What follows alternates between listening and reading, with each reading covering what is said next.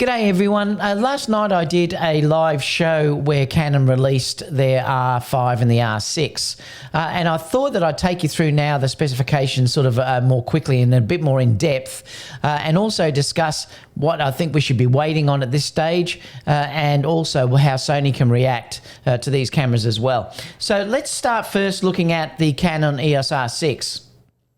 Body is very, very similar to the EOS Rs, but the thing too that I think they're trying to push here, and I don't blame them, is that it has 5-axis in-body image stabilization for the first time in the EOS R series cameras. And in fact, if you have it with the lens, you get 8 stops. This is unbelievable. Last night they showed this working with a 2-second exposure handheld, and the image was really good. I also watched a couple of reviews this morning. Jordan, for instance, was saying that it is incredible for doing panning and things like that handheld, and he was really looking forward to using the Canon EOS R5 and 6 handheld in videos that they're going to be doing shortly. So I would think that the stabilization really works. This is one area where I definitely don't think Sony is going to be able to match. It now has dual card slots for the first time. It's SD cards in the R6, and I'll talk about the R5 shortly. The autofocus is new. They're saying that they've got now this dual pixel CMOS AF2, they're calling it.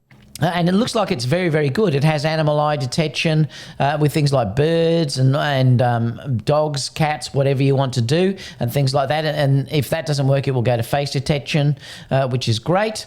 It's got 4K 60 movie recording and full HD 120, which is also very nice indeed. That's one thing Sony certainly has to do.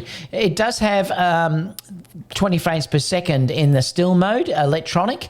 Now, they did say last night that there is an issue with rolling shutter, and if they've mentioned that, I would probably think it's not going to be very good. It may be good as long as nothing's moving, but you know, it's not going to be a 9 sort of quality, so you do have to keep that into consideration.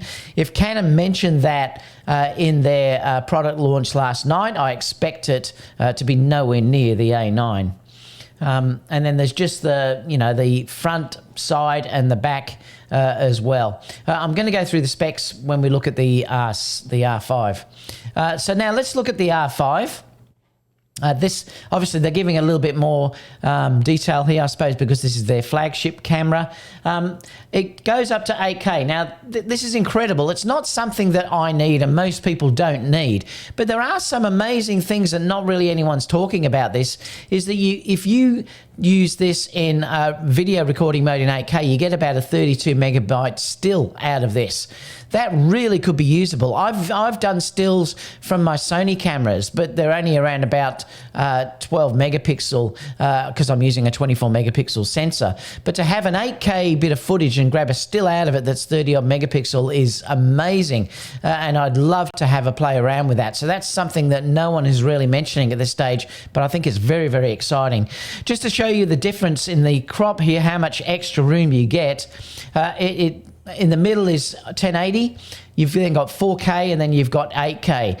If you could afford to shoot 8K, being able to punch in over that amount of detail would be unbelievable when you look at the enlargement that you could get out of this file. I don't think it's necessary at this stage, but you're definitely future-proofing your camera, and that's one thing that you probably should think about if you can afford to get the R5. Remember, just because it has 8K doesn't mean you have to use 8K, and that's the beauty of this. You don't have to use it if you don't want it. You could just shoot 4K if you wanted to, 4K 60 or 4K 120, or even 1080p if you wanted to go down that way. So I think that's brilliant.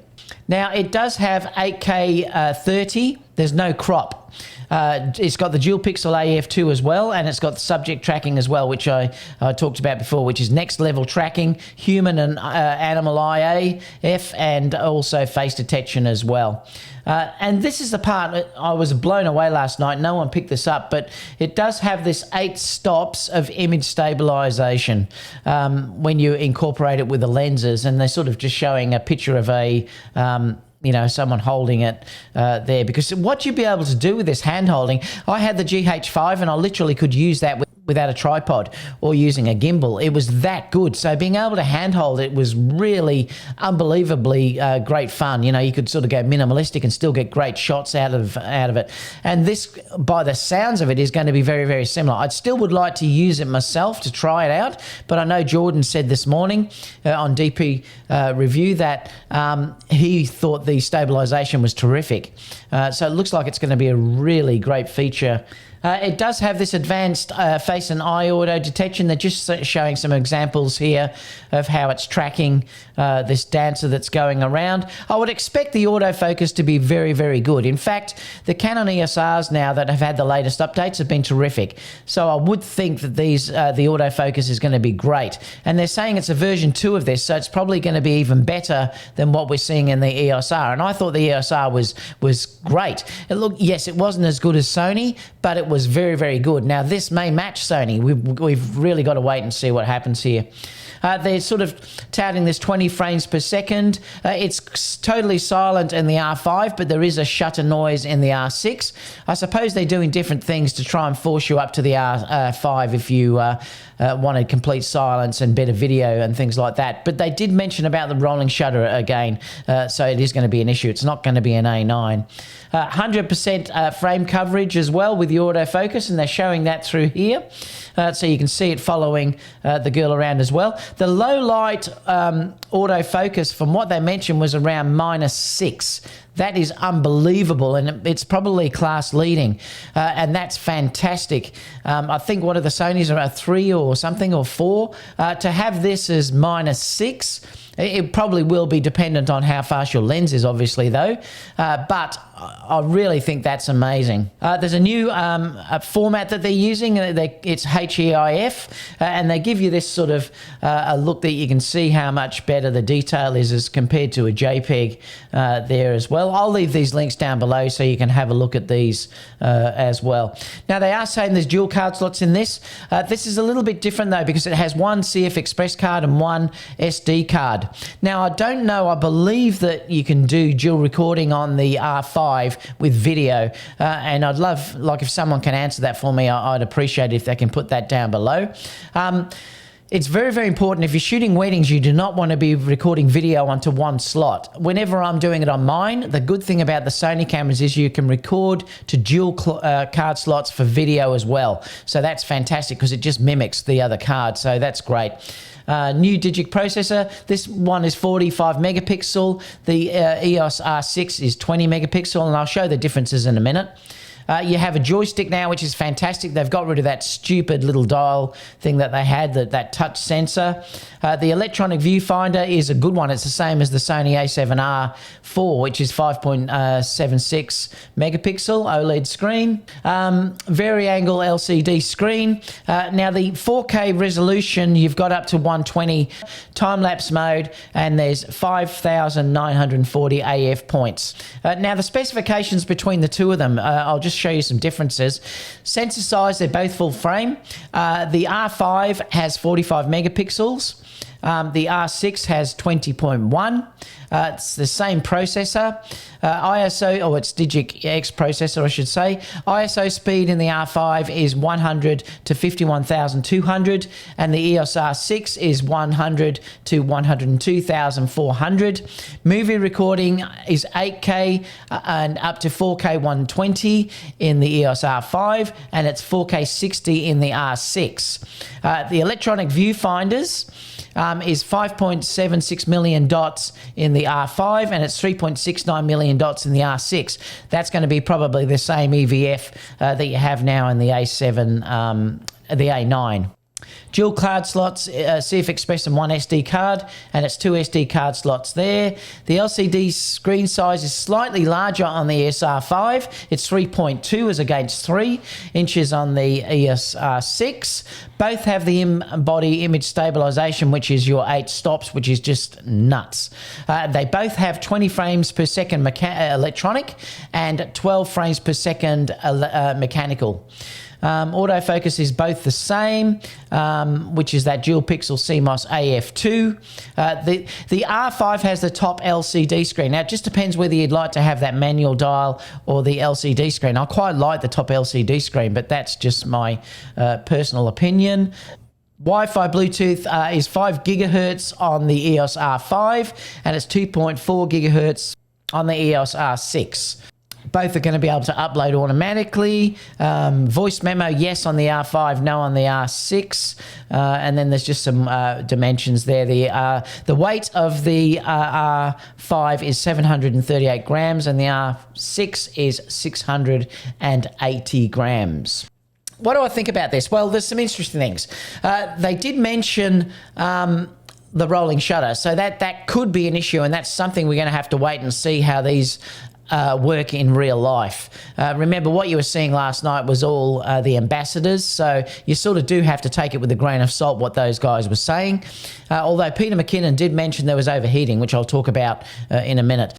There is a video online showing the Canon 1DX Mark III against the A9 II, and the rolling shutter is way better in the A9. If you sort of search that, you'll be able to find that on YouTube, but you can really see the difference that the A9 has over the Canon in rolling shutter. So it's going to be interesting to see how the rolling shutter is in this. And like I said, in fact, they mentioned it in the show last night that it was an issue in electronic shutter with things like golf swings and things like that. We also don't know how the rolling shutter is going to be in video as well.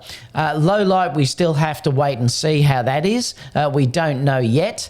We have to wait until we sort of get it in real life, how these sensors will perform in low light. Overheating was mentioned last night by Peter McKinnon. He mentioned that there was overheating.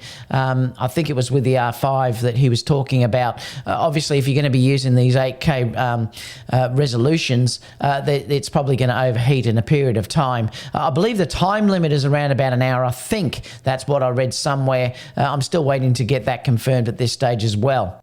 Dynamic range, we still don't know how what the dynamic range is in these cameras, how it will, say, compete to the Sony cameras.